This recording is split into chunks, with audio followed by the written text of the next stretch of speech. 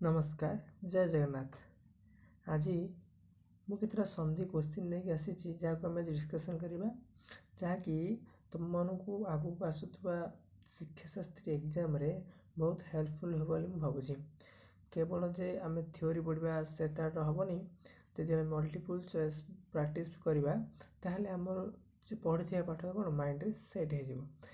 आज आम केतटा सन्धि क्वेश्चन देखा देन पर आ जहाँ अच्छी देखा टे जगन्नाथ को स्मरण करदे।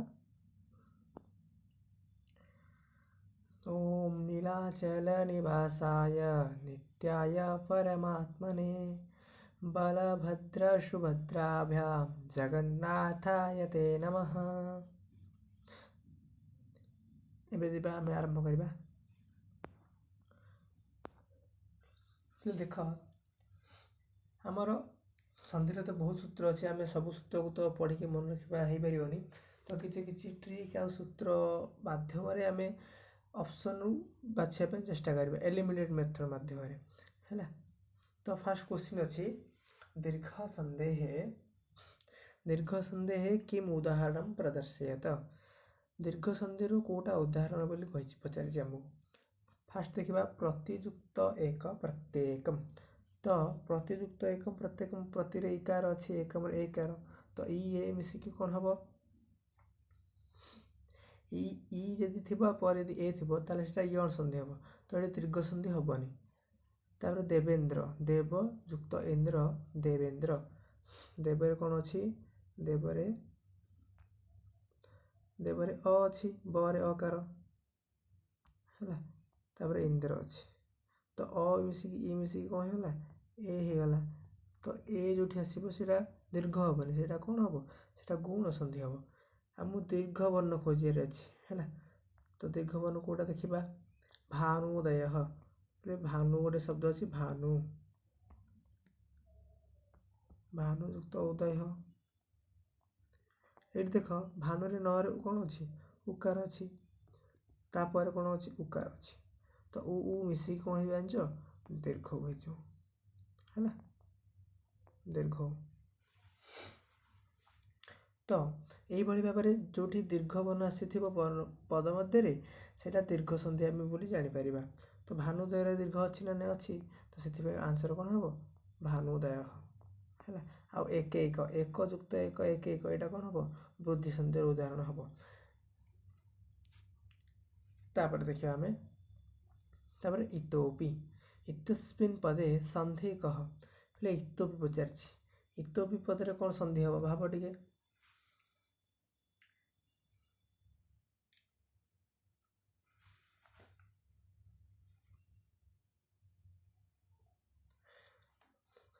ऑप्शन देखिए गुण संधि पूर्व रूप संधि विसर्ग संधि व्यंजन संधि। इतोपि संधि हूँ पूर्व रूप संधि जो भी खंड उकार देख से पूर्व रूप तुम मारिक आसो है खंड उकार जो थाए पूर्व रूप संधि हम तो ये विसर्ग संधि हम तापर जा पूर्व रूप संधि होमती हूँ कही देख इतोपि आर संधि हम फास्ट हूँ विसर्ग संधि केमी देख इत युक्त अपि अच्छी है तो इतरे तरे अ अच्छी ना नहीं अपर विसर्ग अच्छी तापर अ अच्छी तो यही अवस्था जो अपर विसर्ग थी पुणी पर अ थी से विसर्ग कौन हो होगला जो होगला तो विसर्गटा तरे ओ मिसिक तो होगला ना तो इतो युक्त अपि कौन होगला एबे कौन होगला इतो युक्त अपि देख इतो युक्त यही वस्तु कहला तापर गोटे सूत्र अच्छी एंग पदांतात अति जदि ए या ओ पर यदि अ आसे तार कौन हम ताल पूर्व रूप हम आ पूर्व रूप है खंड अकार आसीज तो तर ओकार अच्छी ना नहीं इतो युक्त अपि तर ओकार अच्छी तो से कौन होगा से पूर्व रूप पूर्व रूप मैंने कौन परटा पूर्व भाया हो अटा क्या भाया हो भाया हो इ तो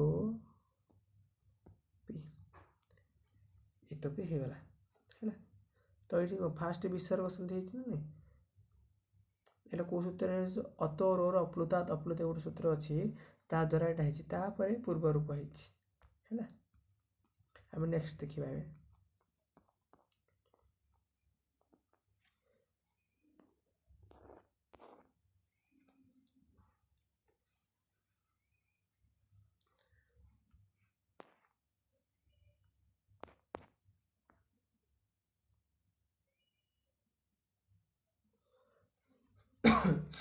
ଗୁଣ ସନ୍ଦେହ ଉଦାହରଣ ମେଥଡ଼ ଚିହ୍ନିତ, ହେଲେ ଯେଉଁ ଚାରିଟା ଅପସନ୍ ଦେଇଛି ସେଥିରୁ ଗୁଣ ସନ୍ଦେହ ଆମକୁ ବାଛିବାର ଅଛି। ଫାଷ୍ଟ ଅପସନ୍ ଯେ ବିଦ୍ୟାର୍ଥୀ, ତାପରେ ବିଦ୍ୱଜ୍ଜନ, ଯଥୈବ ଜଳୋର୍ମି। ମୋର ଆନ୍ସର ପୂର୍ବ କହିବା ପୂର୍ବରୁ ତ ମୁଁ କିଛି କହିଦେବାକୁ ଚାହୁଁଛି ବର୍ଣ୍ଣ ବିଷୟରେ ଟିକେ। ଯେହେତୁ ଗୁଣ ସନ୍ଧି ଯେତେବେଳେ ଆମେ ଅପସନ୍ ଖୋଜିବାର ଅଛି, ଆମେ କ'ଣ କରିବା, ଯେ ପଦ ମଧ୍ୟରେ ଯେଉଁଠି ଦେଖିଥିବ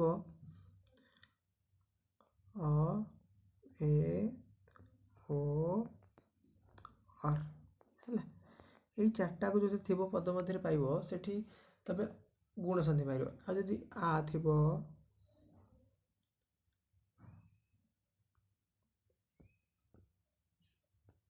ଐ ଥିବ, ଔ ଥିବ, ଆଉ ଅର୍ଟା କ'ଣ ହେଇଯିବ, ଆର୍ ହେଇଯିବ, ଇଏ ହେଲା ଗୁଣ।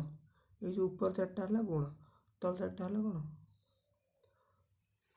ବୃଦ୍ଧି। ଅର ବୃଦ୍ଧି ହେଲେ ଆ ହେବ, ଏର ହେଲେ କ'ଣ ହେବ, ଐ ହେବ, ଓର ଔ ହେଲେ ଅର ହେବ, ଆର ହେବ, ଅରର ଆର ହେବ। ତ ଏଇଭଳି ଭାବରେ ପଦ ମଧ୍ୟରେ ଯଦି ପାଇବା ଏ ତଳ ଚାରିଟା ତାହେଲେ ବୃଦ୍ଧି ମାରିବା, ଉପର ଚାରିଟା ଆମେ ଯଦି ପାଇବା ତାହେଲେ ଗୁଣ ମାରିବା।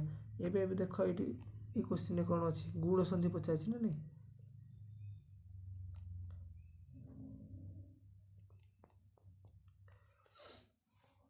ହେଲେ କିଛି ବିଦ୍ୟାର୍ଥୀ, ବିଦ୍ୟାର୍ଥୀରେ ତମେ ଭାବିବ ସେମିତି ସାର୍ କହିଥିଲେ ଯେ ମଝିରେ ତ ଆ ଅଛି, ତ ଏଇଟା ବି ଗୁଣ ହେଇଯିବ, କିନ୍ତୁ ଏଇଟା ହେବନି। କାହିଁକି ହେବନି, ଏଠି ଅଛି ବିଦ୍ୟାର୍ଥୀ, ବିଦ୍ୟାରେ ଆ ଅଛି ନା ନାହିଁ, ପରେ ଅର୍ଥୀ ଅଛି, ଅ ଅଛି, ତ ଆ ମିଶି ଦୀର୍ଘ ହୋଇଗଲା ଏଠି ହେଲା, ଏଠି ଦୀର୍ଘ ହବନି, ସେଥିପାଇଁ ଏଇଟା କ'ଣ ହେବ, ବୃଦ୍ଧି ହେବନି।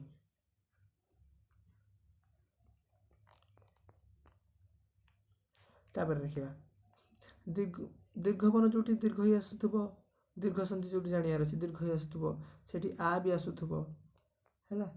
ଆଉ କ'ଣ ହେଇଥିବ, ଦୀର୍ଘ ରୁ ଆସୁଥିବ, ଏବେ କହିଥିଲି ଦୀର୍ଘ ଉ,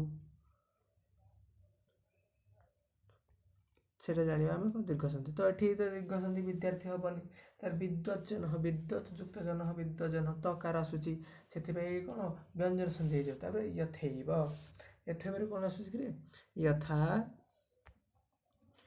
ଯଥା ଯୁକ୍ତ ଏବ, ଏଠି ଯଥାରେ ଆକାର ଅଛି, ତାପରେ ଏ କାର ଅଛି, ଯେତେବେଳେ ଅ କିମ୍ବା ଆ ପରେ ଏ ମିଶିଯିବ ସେଇଟା କ'ଣ ହେଇଯିବ, ଐ ହେଇଯିବ। ଆଉ ଐ ହେଲେ କ'ଣ କହିଥିଲି ମୁଁ, ବୃଦ୍ଧି ହେବ। ଯଦି ଏ ହେଲା ଗୁଣ ହେବ, ତ ଐ ହେଲେ ବୃଦ୍ଧି ହେବ, ତାହେଲେ ଏଇଟା କ'ଣ ଯଥୈବ କ'ଣ ହେଲା, ବୃଦ୍ଧି ସନ୍ଧି ହେଲା ନା ନାହିଁ। ତାପରେ ଦେଖ ଜଳୋର୍ମି, ଜଳୋର୍ମି ଦେଖ ଅଛି ଜଳଯୁକ୍ତ ଉର୍ମି, ଳରେ ଳରେ କ'ଣ ଅଛି, ଳରେ କ'ଣ ଅଛି କିରେ, ଅ ଅଛି, ଓ ଅଛି, ବୁଝିଲା, ଜଳରେ ଅ ଅଛି ହେଲା, ଜଳରେ ଅ ଅଛି, ଜଳ ଯୁକ୍ତ ଉର୍ମିରେ ଉ ଅଛି ନା ନାହିଁ, ଉର୍ମି ଅଛି, ଉ ଦୀର୍ଘ ଉ ଅଛି, ତ ଅ ଉ ମିଶିକି କ'ଣ ହେଇଯିବ, ଓ ହେଇଯିବ ହେଲା, ଜଳୋର୍ମି ହେଲା। ତ ଓଟା କ'ଣ ଗୁଣବର୍ଣ୍ଣ, ଗୁଣବର୍ଣ୍ଣ କେମିତି ଜାଣିବା, ଯେ ଅଦେୟ ଗୁଣ ଗୋଟେ ସୂତ୍ର ଅଛି, ଅ ଏ ଓ ର କ'ଣ ହେବ, ଗୁଣ ସଂଜ୍ଞା ହେବ। ସେଥିପାଇଁ ପଦ ମଧ୍ୟରେ ଅ ଏ ଓ ପାଇଲେ ସବୁ ଗୁଣ କହିବା, ଆଉ ଅର୍ ବି ପାଇଲେ ମଧ୍ୟ ଗୁଣ କହିବା। କିନ୍ତୁ ଯେତେବେଳେ ତାର ବୃଦ୍ଧି ହେଉଛି, ଆ ଐ ଔ ହେଉଛି, ସେ ବୃଦ୍ଧି ଗୁଣ କହିବା, ତ ସେଥିପାଇଁ ସେଇଟା ବୃଦ୍ଧି ସନ୍ଧି ହେବ ହେଲା। ଏଇଭଳି ଭାବରେ ଆମେ ଗୁଣ ସନ୍ଧି, ବୃଦ୍ଧି ସନ୍ଧି ଆଉ ଦୀର୍ଘ ସନ୍ଧିରୁ ଆମେ ଏଲିମିନେଟ୍ କରି ଆମେ ଜାଣିପାରିବା।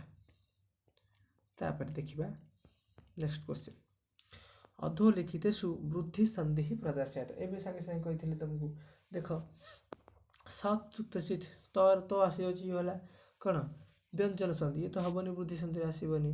ତାହେଲେ ପ୍ରାଚ୍ଛତି, ଦେଖ ପ୍ରାଚ୍ଛତି, ପ୍ର ଅଛି, ତାପରେ ରୁଚ୍ଛତି ହେଲା, ପ୍ରରେ ଅ ଅଛି ନା ନାହିଁ, ପ୍ରରେ ଆ ଅଛି ନା ନାହିଁ, ଆ ଅଛି, ତାପରେ ର ଅଛି ନା ନାହିଁ, ରୁ ର ଅଛି ତ କ'ଣ ହେବ ଆଉ ର ମିଶିଲେ କ'ଣ ହେଲା ଆର ହେଲା ନା ନାହିଁ ତ ଆର ହେଲେ କ'ଣ ହେବ ବୃଦ୍ଧି ହେବ ଆଉ ଅର ହେଲେ କ'ଣ ହେବ ଗୁଣ ହେବ ତ ଏଠି ଆର ଅଛି ପ୍ରାଚ୍ୟଥି ଟିକେ ଭୁଲ ହେଇଗଲା ଆଉ ଥରେ ଦେଖିଦିଅ ଏଟାକୁ ଦେଖ ପ୍ରାଚ୍ଛତିରେ ଆମକୁ କ'ଣ ଶୁଭୁଛି ତାର ସନ୍ଧି ହେବ ପ୍ରଯୁକ୍ତ ରୁଚ୍ଛତି ପ୍ରଯୁକ୍ତ ରୁଚ୍ଛତି ହେଲା ତ ତାର ତ ସନ୍ଧି କରିସାରିଲା ପରେ ଯେଉଁ ଆମେ ରେଜଲ୍ଟଟା ପାଉଛେ ସିଏ ହେଉଛି ପ୍ରାଚ୍ଛତି ତ ଯେହେତୁ ପ୍ରାଚ୍ଛତିରେ ଆର୍ ଆସୁଛି ହେଲା ସେଥିପାଇଁ ଆମେ କହିପାରିବା କ'ଣ ଏଇଟା କେଉଁ ସନ୍ଧି ଏ ହେଉଛି ବୃଦ୍ଧି ସନ୍ଧି ଯଦି ଆମେ ଅର୍ ପାଇଥାନ୍ତେ ତାହେଲେ କ'ଣ ପାଇଥାନ୍ତେ ସେଇଟା ହେଲା ଗୁଣ ସନ୍ଧି ଯେମିତି ଦେଖ ମହାଯୁକ୍ତ ଋଷି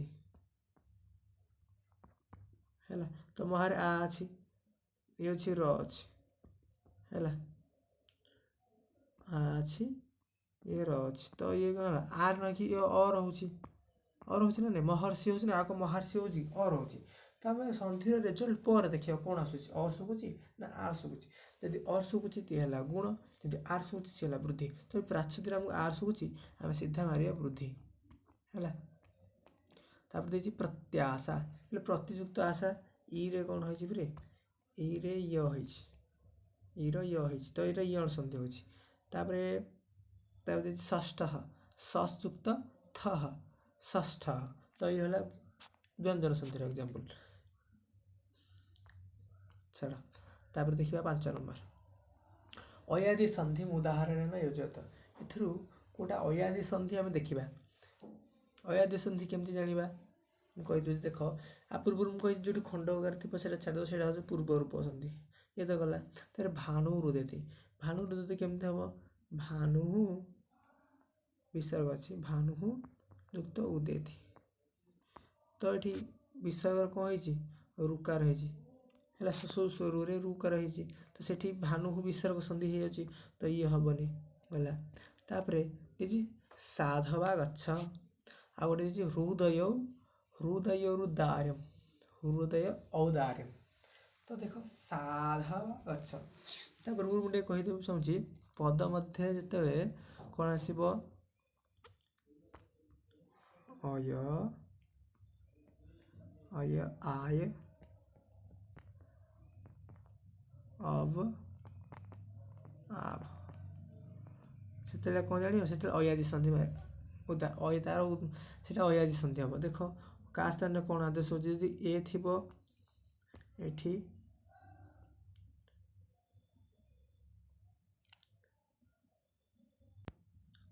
ହଁ ଯଦି ଏ ଥିବ ତାର ଅୟ ହେବ ଆୟ ଥିଲେ କ'ଣ ହେବ ଅଇ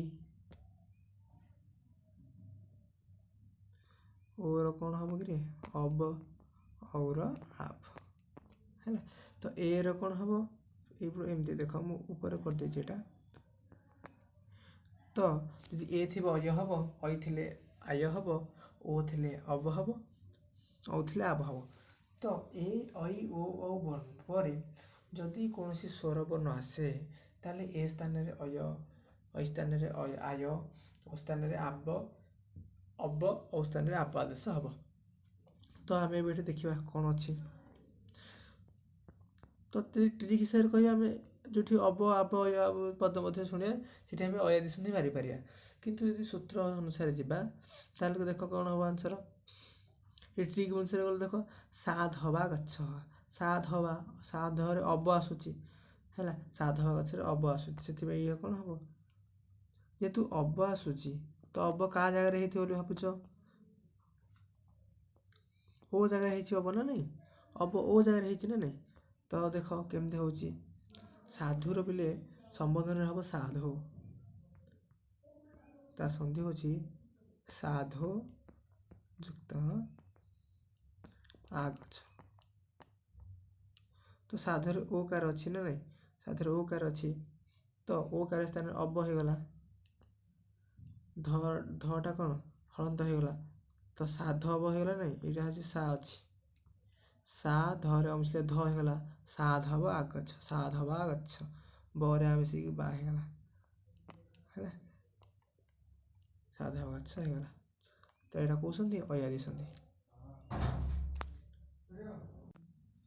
तापर देखिबा व्यंजन संधि उदाहरण कि एथुरु कोटा व्यंजन संधि उदाहरण पचारछि राजपुत्रैरक्तस्वम राजपुत्रैः रक्तस्वम राजपुत्रैरक्तस्वम तो विस्तार करे रहिछि एटा हबो कोन विसर्ग संधि देखो बाग अनुवर्तते केमति यार हबो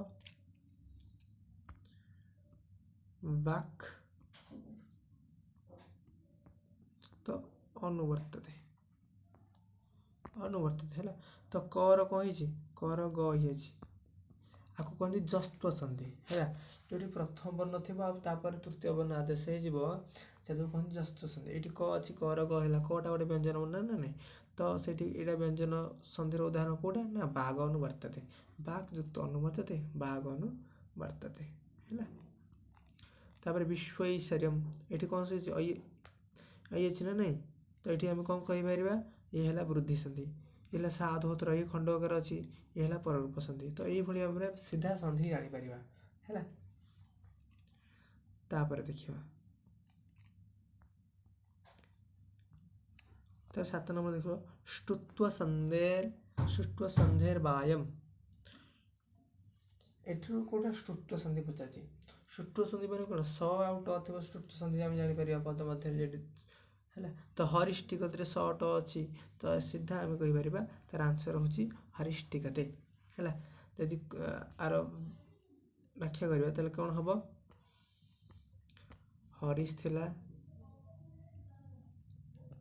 हरीश है टिकते अच्छी टिकते मैं लिखुनी टी तो सटा कौन है मूर्धन्य स्टोह स्टुना स्टुना स्टू जो गोटे सूत्र अच्छी तो स्टोह स्टुना जगह स्टू हुसा तो सकार पर जदि ट वर्गर मूर्धन्य दंत स पर कि त वर्ग पर जदि टकार थी ट वर्ग थी ताले कौन हम ताले दंत स्थान कौन हम मूर्धन्य आदेश हम आ त वर्ग स्थान ट वर्ग आदेश हम तो हरीश रे कौन अच्छी मूर्धन्य दंत स अच्छी तापर ट वर्ग अच्छी से मूर्धन्य आदेश है तो से ये ष्टुत्व संधि है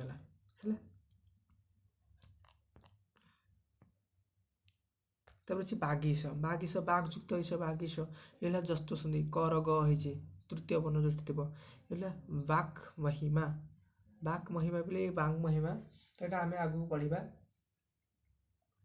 ये अनुनासिक संधि है तापर तंचतुर कौन हबार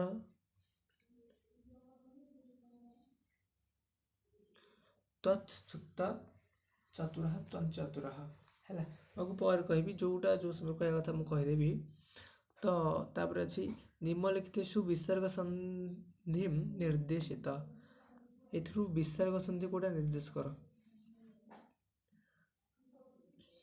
खंडकर अच्छी फास्ट ऑप्शन देख विष्णु बा खंडकर अच्छी यहाँ हेनी कारण कौन ये पूर्वरूप तापर देवार्नम देवार कौन अच्छी देवार आर अच्छी तो ये है वृद्धि आर है वृद्धि कही हेनी ये है तापर जगद्वंद जगत युक्त द्वंद्व जगद्वंद तो तर द ये है कौन जस्त्व संधि ये भी हेनी ताल आंसर कौन हम आंसर हम देवो नमति तुम कह केमती है देवो नमति विसर्ग संधि मु तुमको पूर्व कही ना इतोपि तो सेठी कौन थिला यदि अपर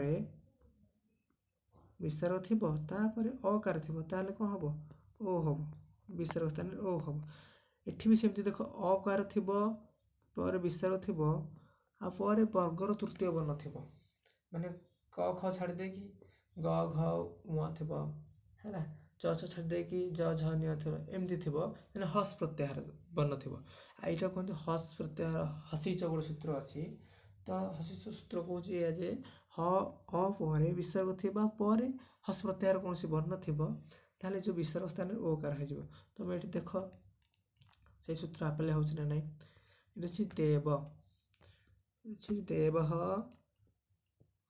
युक्त नमति ତ ଦେବର ବରେ ଅ ଅଛି, ବିସର୍ଗ ଅଛି, ପରେ ନ ଅଛି, ତ ଥ ଦ ଧ ନ, ତ ବର୍ଗର ନକାର ଅଛି, ତୃତୀୟ ଚତୁର୍ଥ ପଞ୍ଚମ ବର୍ଣ୍ଣ ଅଛି। ତ ବିସର୍ଗରେ କ'ଣ ହେଇଗଲା? ଓ ହେଇଯିବ ନା ନାହିଁ?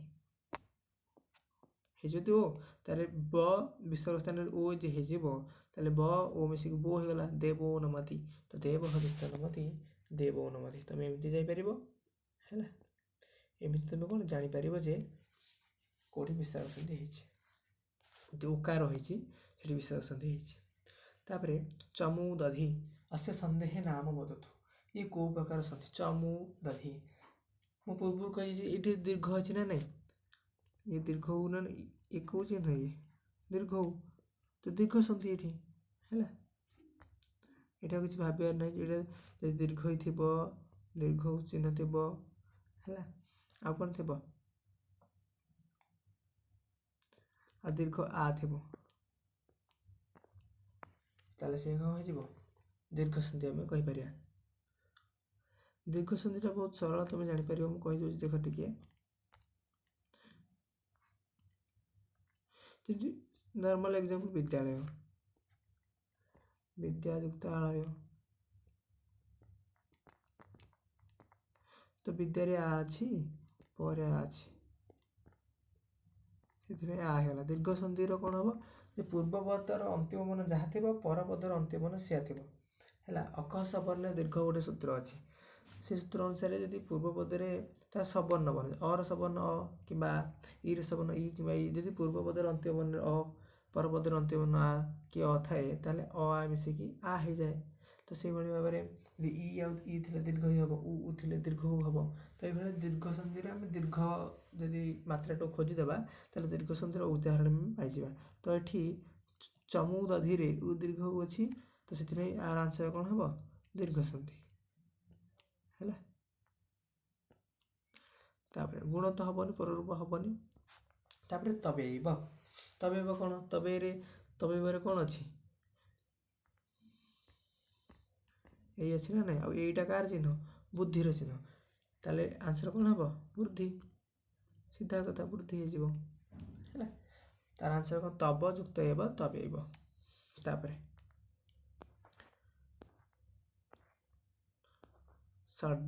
ଷଡ୍ବାର।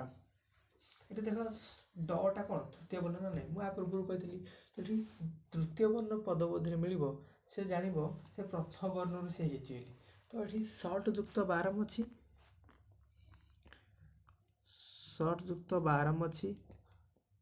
ଟର କ'ଣ ହେଇଯାଇଛି? ଟର ଡ ହେଇଯାଇଛି ହେଲା। ଯେମିତି ଆମେ କହିଥିଲେ ବାକ୍ ଯୁକ୍ତ ଇସ, କ ଥିଲା, ଇଏ କ'ଣ ହେଇଗଲା? ଗ ହେଇଗଲା ହେଲା। ସେଠି ଏଠି ଟ ଥିଲା, ଡ ହେଇଗଲା। ଏଇଭଳି ଭାବରେ ପ୍ରଥମରୁ ଦ୍ୱିତୀୟ ବର୍ଣ୍ଣକୁ ଆସିଥିବ, ସେଠି ଆମେ ଜସ୍ତ୍ୱ ସନ୍ଧି କହିବା। କେଉଁ ସନ୍ଧି କହିବା? ଜସ୍ତ୍ୱ ସନ୍ଧି। ଝଳାମ୍ ଜସନ୍ତେ ଏକ ସୂତ୍ର ଅଛି, ତ ସେ ହେଉଛି ଝଳ ପ୍ରତ୍ୟାହାର ବର୍ଣ୍ଣ ପରେ ଯେକୌଣସି ବର୍ଣ୍ଣ ଥାଉ, ତାହେଲେ ସେ କ'ଣ ହେଇଯିବ? ଯେକୌଣସି ବର୍ଣ୍ଣ ଥିଲେ ସେ ବର୍ଗର ତୃତୀୟ ବର୍ଣ୍ଣ ହେଇଯିବ ହେଲା। ମୁଁ କହିବି ତତ୍ ଯୁକ୍ତ ଜଳମ୍, ତତ୍ ଯୁକ୍ତ ଜଳମ୍, ତଟା କ'ଣ ହେବ? ଦ ହେଇଯିବ ନା ନାହିଁ? ତଜ୍ଜଳମ୍। ତ ଏଇଭଳି ଭାବରେ ଯଦି ପ୍ରଥମ ବର୍ଣ୍ଣ ଥିବ, ସେ ତୃତୀୟ ବର୍ଣ୍ଣକୁ ଆଦେଶ ହେଇଯିବ। ତ ଏଠି ଷଟ୍ ଯୁକ୍ତ ବାରମ୍, ଷଟ୍ ବାରମ୍, ସେଇଟା କେଉଁ ସନ୍ଧି କହିଲି? ଜସ୍ତ୍ୱ ସନ୍ଧି। ଆନ୍ସର ହେବ ଜସ୍ତ୍ୱ। ତାପରେ ୟଶାଂଶୀ। ୟଶାଂଶୀରେ କ'ଣ ଅଛି? ୟଶାଂଶୀ ଇତ୍ୟଥର କହ ସନ୍ଧି। ଏଠି କେଉଁ ସନ୍ଧି ପଚାରିଛି? ଫାର୍ଷ୍ଟ ଅପସନ୍ ଅଛି ପରସବର୍ଣ୍ଣ ସନ୍ଧି, ଛତ୍ୱ ସନ୍ଧି, ଅନୁସ୍ୱାର ସନ୍ଧି, ଚତ୍ୱ ସନ୍ଧି। ପରସବର୍ଣ୍ଣ ସନ୍ଧି ତ ଏମିତି କିଛି ନାହିଁ। ଛତ୍ୱ ସନ୍ଧି ଛ କାରଣରେ କିଛି ନାହିଁ। ତାହେଲେ ଅନୁସ୍ୱାର ସନ୍ଧି, ଏଠି ତ ଅନୁସ୍ୱାର ଅଛି ନା, ଯଶାଂଶୀ ଅନୁସ୍ୱାର ଅଛି, ତ ଆମେ ଆନ୍ସର କ'ଣ କରିପାରିବା? ଅନୁସ୍ୱାର ସନ୍ଧି କରିପାରିବା। ତା ଚତ୍ୱର ଚକାର ନାହିଁ, ତାର ଆନ୍ସର କ'ଣ ହେବ? ଅନୁସ୍ୱାର ସନ୍ଧି। ଯଦି ଆର କେମିତି ହେବ ଦେଖ, ପଦ ମଧ୍ୟରେ ଯଦି ନକାର ଥିବ, ତାହେଲେ ନଟା ଅନୁସ୍ୱାର ହେଇଯିବ। ଏଠି ୟଶତ୍ ଶବ୍ଦ, ୟଶତ୍ ଶବ୍ଦର ପ୍ରଥମ ଏକ ବଚନ ୟଶାନ୍। ୟଶାନରେ କ'ଣ ଅଛି? ନକାର ଅଛି, ୟଶାନ୍ ଯୁକ୍ତ ସି ହେଲା। ତ ନର ଅନୁସ୍ୱାର ହେଇଯିବ, ନଟା ଅନୁସ୍ୱାର ହେଇଯିବ। ତ ୟଶାଂଶୀ ପଦ ମଧ୍ୟରେ ଅଛି ନା ନାହିଁ ଅନୁସ୍ୱାରଟା? ତ ପଦ ମଧ୍ୟରେ ଅନୁସ୍ୱାର ବୋଲି ହେବ ଅନୁସ୍ୱାର ସନ୍ଧି। तापर सुगणिशः इत्यत्र कः सन्धिः रुडागम सन्धिः तुगागम सन्धिः सत्व सन्धिः वमुट आगम सन्धिः ଯେତେବେଳେ ଆମେ ପଦ ମଧ୍ୟରେ ଦ୍ୱିତୀୟ ହେଉଥିବା ବର୍ଣ୍ଣକୁ ଦେଖିବା ବିଶେଷ କରି କେଉଁଭଳି ବର୍ଣ୍ଣ ଗୁଣ ଦ୍ୱିତୀୟ ହେଉଥିବ ଯେତେବେଳେ ଉଁ ଉଁ ଥିବ ହେଲା ତାହେଲେ ଣ ଥିବ ଆଉ ନ ଥିବ ଏଇ ତିନିଟା ବର୍ଣ୍ଣ ମାତ୍ର ଯଦି ଦ୍ୱିତୀୟ ହେଉଥିବ ସେତେବେଳେ ସିଧା ଆମେ ଆଖି ବୁଜିକି ମାରିପାରିବା କ'ଣ ୱମୁଟ ଆଗମ ସନ୍ଧି ଗୋଟେ ସୂତ୍ର ଅଛି ୱମଃ ହସ୍ୱାତ୍ ଅଚି ନିତ୍ୟମ୍ ସେ ହେଉଛି ୱମ୍ ପ୍ରତ୍ୟାହାର ୱମ୍ ମାନେ ୱ ତ ନ ଆସିବ ନା ନ ତାପରେ ସେ ହେଉଛି ନ ପରେ ୱମଃ ହସ୍ୱାତ୍ ଅଚି ନିତ୍ୟମ୍ ୱମଃ ପୂର୍ବରୁ ଅ ଥିବା ଦରକାର ତାପରେ ୱମଃ ହସ୍ୱାତ୍ ଅଚି ନିତ୍ୟମ୍ ଅଛି ମାନେ କ'ଣ ସ୍ୱରବର୍ଣ୍ଣ ତ ପରେ ସ୍ୱରବର୍ଣ୍ଣ ଥିବ ଆଉ ପୂର୍ବରେ ଯଦି ନ ବର୍ଣ୍ଣ ଥିବ ତାହେଲେ ସେଇଟା କ'ଣ ଦ୍ୱିତ୍ୱ ହେବ ତ ଏଠି ଦେଖ କ'ଣ ଅଛି ସୁଗଣିଶଃ ଫାଷ୍ଟ ଥିଲା କ'ଣ ସୁଗଣ ଥିଲା ତ ଭଲସେ ଲେଖିଦେଉଛି ଏଇଟା ଟିକେ ଦେଖିଦିଅ ଏଇଟା ଭଲ ଇମ୍ପୋର୍ଟାଣ୍ଟ ଏକ୍ଜାମ୍ପଲରେ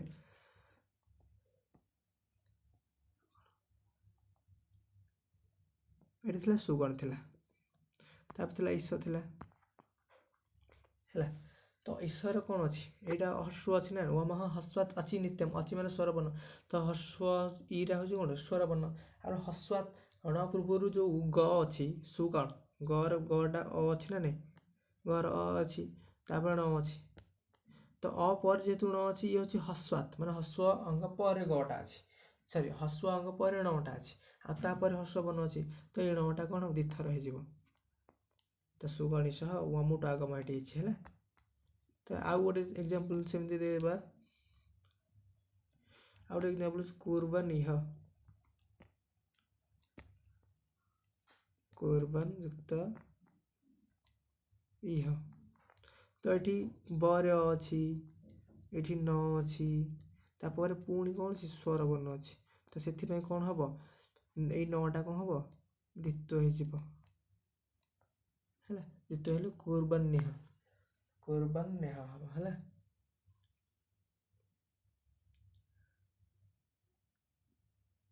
ତାପରେ ଦେଖିବା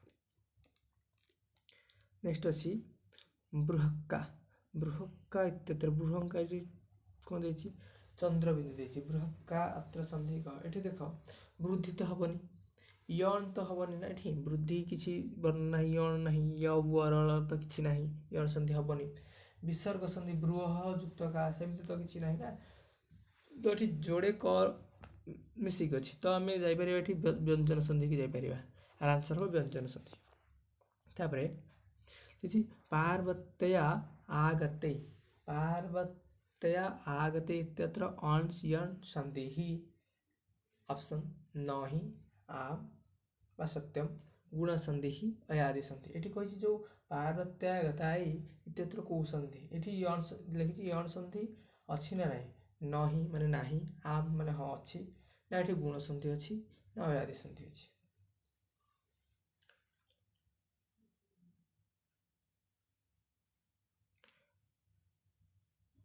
पूर्व तो मुझे कही जो पद मध्य कौन आसब अय आय अव आब ताले सेटा आम कौन पारिया अयादि सन्धि मारि आसिया एठी देख अच्छे ना पार्वत्या या गतेई एठी कौन आसुची आय आसुची ना देख पार्वत्याय गताई तो एठी आय आसुची आय का स्थान रोची अ स्थान रोची से कौन हवा सन्धि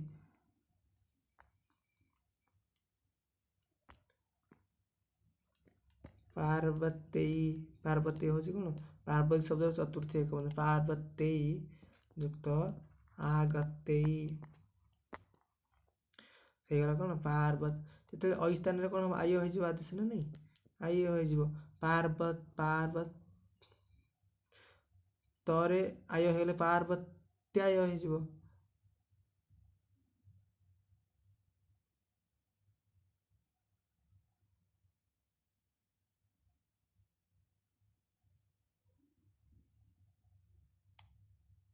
ଟିକେ ରୁହ।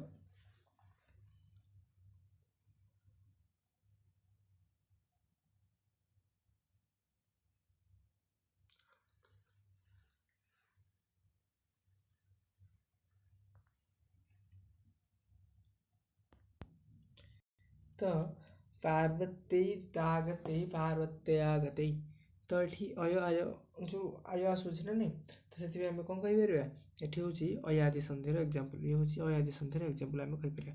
ତ ଆନ୍ସର୍ ହେବ କ'ଣ, ଅୟାଦି ସନ୍ଧି। ଓକେ, ଦେନ୍ 16 ନମ୍ବର, ଇହସ୍ଥାବେବ ଇତ୍ୟତ୍ର ସନ୍ଧି କହ। ଇହସ୍ଥାବେବ ଆବ ଆସୁଛି ନା ନାହିଁ, ଆବ ଆସୁଛି, ତ ଇଏ କ'ଣ ହେବ, ଇଏ କେଉଁ ସନ୍ଧି ହେବ, ଆବ ଆସିଲେ କେଉଁ ସନ୍ଧି ହେବ, ଆବ ଆସିଲେ ଇଏ ହେବ ଅୟାଦି ସନ୍ଧି ହେଲା।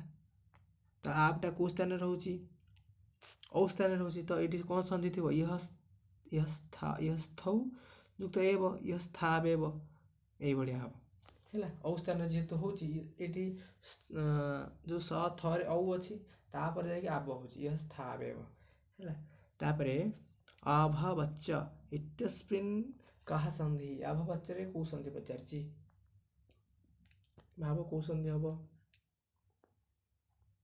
ଦେଖ ପ୍ରଥମ ଅପସନ୍ ଦେଇଛି ଛତ୍ଵ ସନ୍ଧି। ଛତ୍ଵ ସନ୍ଧି କିଛି ଛକାର ଅଛି କି, ହବନି ଏଠି। ତାପରେ ଋତ୍ଵ ସନ୍ଧି, ଏଠି କିଛି ରୁ ଅଛି କି, ହେମିତି ତ ହବନି। ବିସର୍ଗ କିଛି ନାହିଁ। ଶ୍ରୁତ୍ଵ ସନ୍ଧି, ଶ୍ରୁତ୍ଵ ସ ଟ ଏମିତି କିଛି ନାହିଁ, ତ ଇଏ ବି ହବନି। ତାପରେ ସ୍ତୁତ୍ଵ ସନ୍ଧି, ତ ସ୍ତୁତ୍ଵ ସନ୍ଧି କ'ଣ ଅଛି, ସ୍ତୁତ୍ଵ ସନ୍ଧି ପାଇଁ ଗୋଟେ ସୂତ୍ର ଅଛି, ସ୍ତୋହ ସୁନା ସୁଃ। ସେ ହେଉଛି ଦନ୍ତସ ଆଉ ତ ବର୍ଗ ପରେ ଯଦି ତାଲବେଶ ଆଉ ଚ ବର୍ଗ ଥିବ, ତାହେଲେ ଦନ୍ତସ ଆଉ ସ ବର୍ଗ ସ୍ଥାନରେ ଚ ବର୍ଗର ଆଦେଶ ହେବ। ତ ସକାର ତ ବର୍ଗୟୁଃ ସକାର ଚ ରଗାଭ୍ୟାମ୍ ଯୋଗେ ସକାର ଚ ବର୍ଗୋ ସ୍ତଃ, ଏମିତି ଗୋଟେ ତାର ବୃତ୍ତି ଅଛି। ତ ଆର ଡିଟେଲ୍ସ ମୁଁ କହିଦେଉଛି ଏବେ ଟିକେ ଏକ୍ଜାମ୍ପଲ୍ ଦ୍ୱାରା। ଏଠି ଅଛି ଅଭବଚ୍ଚ, ସେ ଗୋଟେ ଏକ୍ଜାମ୍ପଲ୍ ଦେଇଦେଉଛି ଫାଷ୍ଟ। ବୋଲେ ଦେଖ ସତ୍ ଅଛି, ତାପରେ ଚିତ୍ ଅଛି, ତ ଏଇଟା ତଟା ତ ବର୍ଗର, ତାପରେ ଏଇଟା ହେଉଛି ଚ ବର୍ଗର। ଯଦି ତ ବର୍ଗ ପରେ ଯଦି ଚ ବର୍ଗ ଥିବ, ତାହେଲେ ତ ବର୍ଗ ସ୍ଥାନରେ ଚ ବର୍ଗ ଆଦେଶ ହେବ। ତଟା ହେଉଛି ପ୍ରଥମ ବର୍ଗର ପ୍ରଥମ ବର୍ଣ୍ଣ, ତାର ଚ ବର୍ଗ ଯେହେତୁ ଆଦେଶ ହେବ, ତାହେଲେ ଚ ବର୍ଗର ପ୍ରଥମ ବର୍ଣ୍ଣ ଆଦେଶ ହେବ। ଚ ବର୍ଗର ପ୍ରଥମ ବର୍ଣ୍ଣ କିଏ, ଚ। ତ ଚ ଆଉ ଇଏ ଚ ମିଶିଗଲା କ'ଣ ହେଲା, ଚ। ସଯୁକ୍ତ ଚିତ୍ ସଚିତ୍ ହେଲା। ସେଇଭଳି ଭାବରେ କ'ଣ ହେବ, ଅଭବଚ୍ଚ। ଦେଖ ଏଠି ବି ସେମିତି ଅଛି, ଅଭବତ୍।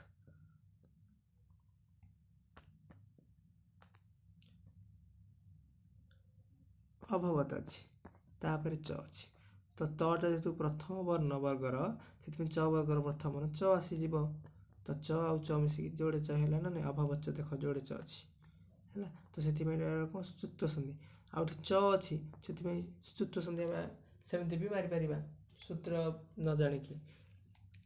ତାପରେ ବହୁ ନେଚ୍ଛସି, ଦେଖ ବହୁ ନେଚ୍ଛସିରେ କ'ଣ ଅଛି, ପୂର୍ବରୁ ମୁଁ ଅଲରେଡ଼ି କହିଦେଇଛି ତୁମକୁ, ଯଦି ପଦ ମଧ୍ୟରେ କ'ଣ ଆସୁଥିବ, ଅ ଏ ଆଉ କ'ଣ ଆସୁଥିବ, ଓ ଆସୁଥିବ, ତାହେଲେ ସିଏ କ'ଣ ଗୁଣ ସନ୍ଧି। ଏଠି ଦେଖ ବହୁ ନେଚ୍ଛସିରେ କ'ଣ ଆସୁଛି, ଏ ଅଛି, ତ ଏଇଟା କ'ଣ ହେବ, ଗୁଣ ସନ୍ଧିର। କିନ୍ତୁ ଏଠି ପଚାରିଛି ସନ୍ଧି ବିଚ୍ଛେଦ ଆମକୁ ପଚାରିଛି। ତ ବହୁନା ଛସି ଏମିତି ତ କିଛି ନାହିଁ ନା। ତ ବହୁନା ଯୁକ୍ତ ଇଚ୍ଛସି, ଦେଖ ଗରେ ଅଛି, ବହୁନା ଯୁକ୍ତ ଇଚ୍ଛତି, ବହୁନାରେ ନରେ କ'ଣ ଅଛି, ଆ ଅଛି, ତାପରେ ଇ ଅଛି। ତ ଆ ଆଉ ଇ ମିଶିକି କ'ଣ ହେବ, ଏ ହେଇଯିବ ହେଲା। କେବଳ ଆ ନୁହଁ, ଅ କିମ୍ବା ଆ ପରେ ଯଦି ଇ ଥିବ କ'ଣ ହେବ, ସେଟା ଏ ହେଇଯିବ। ତ ବହୁନା ଯୁକ୍ତ ଇଚ୍ଛସି, ବହୁନା ଇଚ୍ଛସି।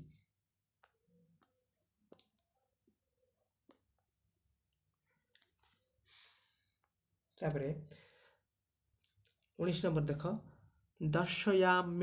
ଦର୍ଶୟାମ୍ୟହମ୍ ବିଘଟୟତ ଇତ୍ୟସ୍ୟ ସନ୍ଧି ବିଚ୍ଛେଦ କୁରୁ। ଦର୍ଶୟାମ୍ୟହମ୍ ଏଠି ଯେଉଁ ଅଛି, ତାର ସନ୍ଧି ବିଚ୍ଛେଦ କ'ଣ ଆମେ ପଚାରିଛେ। ତ ଦର୍ଶୟାମ୍ୟହମ୍, ଏଠି ୟ ଅଛି ନା ନାହିଁ, ଗୋଟେ ଅଛି ୟଣ୍ ସନ୍ଧି କଥା ମୁଁ କହିନି। ଦେଖ ମୁଁ କହିଦେଉଛି, ଯଦି ପଦ ମଧ୍ୟରେ ନୁହଁ, ତ ଯଦି ଆମେ ଦେଖିବା ପଦରେ ଇ ଥିବ, ଇ ସ୍ଥାନରେ ୟ ସନ୍ଧିରେ କ'ଣ ହୁଏ, ଇ ସ୍ଥାନରେ ୟ ହେବ, ଉ ସ୍ଥାନରେ